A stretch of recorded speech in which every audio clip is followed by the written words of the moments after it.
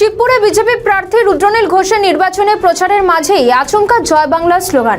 আর সেই মুহূর্তেই বিজেপি প্রার্থীর প্রতিক্রিয়া ঘিরে শুরু বিতর্ক। ভাইরাল হওয়া একটা ভিডিওতে দেখা যায় এক তৃণমূল কর্মী সমর্থক স্লোগান দিতে থাকলে তাকে জড়িয়ে ধরে গালে চুমু খাওয়ার চেষ্টা করছেন তিনি। ঘটনাটিকে ঘিরে রাজনৈতিক মহলে চর্চা তুঙ্গে। দেখুন সেই ছবি।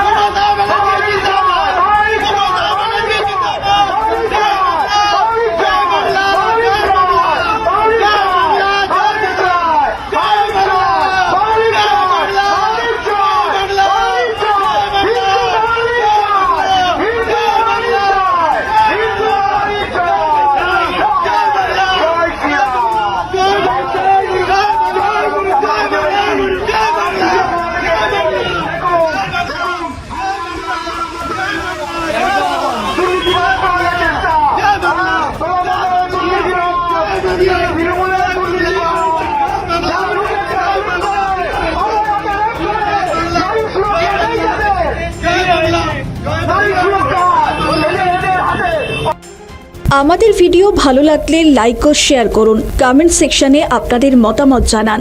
আরও ভিডিও পেতে আমাদের চ্যানেলটিকে সাবস্ক্রাইব করুন এবং প্রতি মুহূর্তে খবরের আপডেট পেতে প্রেস করুন বেল আইকন।